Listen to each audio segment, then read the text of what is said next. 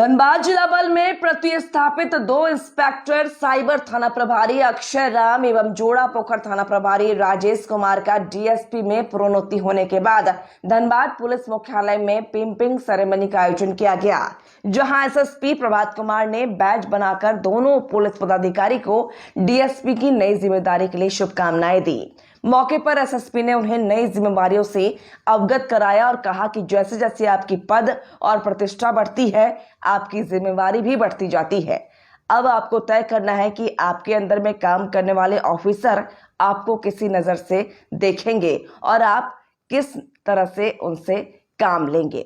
वहीं अपना तजुर्बा शेयर करते हुए उन दोनों नव प्रोन्नत डीएसपी ने बताया कि उन्हें जो नई जिम्मेवारी मिली है उसका वह बहुत ईमानदारी के साथ पालन करेंगे। इसके अलावा अपने बीते दिनों को याद किया और बताया कि नक्सल अभियान के दौरान झारखंड में सबसे अधिक 94 बैच के दारोगा ने अपनी आहुति दी है और वो हमेशा कानून की रक्षा करते हुए अपनी आहुति देने के लिए तैयार रहेंगे।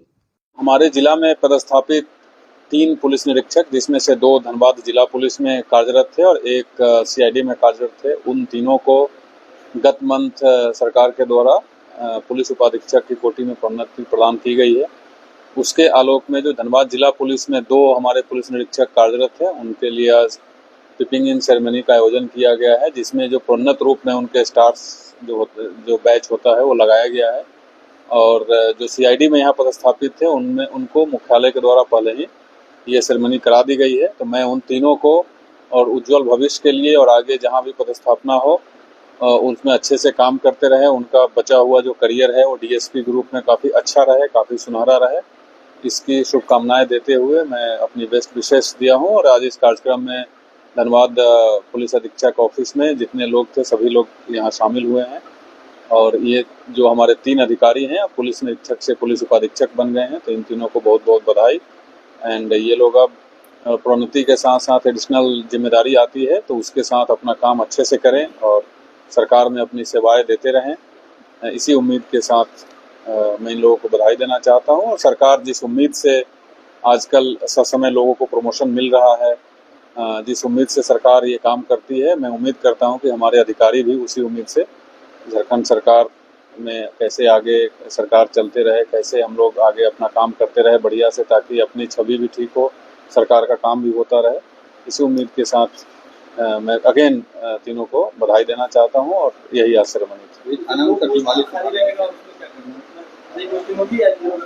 नहीं, टेक्निकली अब ये लोग उस रैंक में नहीं हैं, तो वहां से क्लोज कर लिए गए हैं ऑलरेडी। अब वहां किसी पुलिस निरीक्षक रैंक के पदाधिकारी की पदस्थापना की जाएगी। ठीक, देखिए किसी भी नौकरी के लिए मतलब प्रमोशन तो सबसे मतलब एक अहम पायदान है। मतलब कोई भी सब इंस्पेक्टर है तो इंस्पेक्टर बने, इंस्पेक्टर के बाद नेक्स्ट प्रमोशन है डीएसपी बने। तो किसी भी पद के लिए जो नेक्स्ट प्रमोशन है वो तो हमेशा ही मतलब अच्छी बात है, मतलब अच्छा लगता है। और उसके साथ साथ एक जिम्मेवारी मिलती है। तो जब नौकरी में आया तो एक अलग तरीके की जिम्मेवारी था, फिर इंस्पेक्टर बना वो एक अलग जिम्मेवारी थी, डीएसपी बना वो, जो भी सरकार से जो भी जिम्मेवारी विभाग से मिलेगी उस पर खरा उतरने का प्रयास करूंगा। काफी लंबा इंतजार करना पड़ा आप लोगों को, कोर्ट भी जाना पड़ा? नहीं, वो सब तो पता नहीं, मतलब वो तो एक नॉर्मल बातें हैं जो चलता रहता है, वैसा कोई विशेष नहीं है, हर नौकरी में ये होता है। अच्छा जी, काफी 30 साल का अपना देखिए 31 वर्षों की सेवा के बाद यह जो प्रोन्नति मिली है तो निश्चित रूप से जिम्मेवारियां बढ़ जाती हैं। और कि जैसा ये आज के इस पिपिंग सेरेमनी में वरीय पुलिस अधीक्षक महोदय ने भी कहा कि स्टार बढ़ गई है तो जवाबदेही बढ़ गई है। और पुलिस का कार्य हमेशा ही खतरों से भरा हुआ रहता है। हम लोग 94 में बहाल हुए, उस समय झारखंड का उग्रवाद चरम सीमा पर था, तो करीब 15 से 20 वर्षों तक एज ए सब इंस्पेक्टर हम लोगों ने जो कार्य किया है उसको देखते हुए ऐसा लगता है कि जो 2-3 वर्ष का और जो नौकरी है उसमें हम लोग अच्छी तरह से अपने अधीन कार्य करने वाले जूनियर अफसरों को मार्गदर्शन देंगे और 31 वर्षों के अनुभव से उनको लाभान्वित करेंगे और सरकार के जो जवाबदेही तय की जाएगी हम लोगों के लिए उसका निर्वहन करेंगे। सबसे अधिक लड़ाइयाँ भी लड़नी पड़ी थी। हाँ, वो तो प्रमोशन नहीं मिलने के कारण हाई कोर्ट भी जाना पड़ा, फिर वहाँ से डायरेक्शन मिला तो प्रोन्नति हुई है। एक चीज जानना चाहेंगे कि सबसे अधिक इनकाउंटर के लिए 94 बैच को ही माना जाता है पूरे बिहार झारखंड में, तो उस दौर में कैसे आप लोग एक्चुअली अवसर होता है ये, हम लोगों की जो बहाली हुई थी तो 80 के दशक से बिहार में शुरू हुआ उग्रवाद, भोजपुर के रास्ते, फिर गया के रास्ते औरंगाबाद होते हुए पलामू, चतरा और झारखंड में प्रवेश हुआ।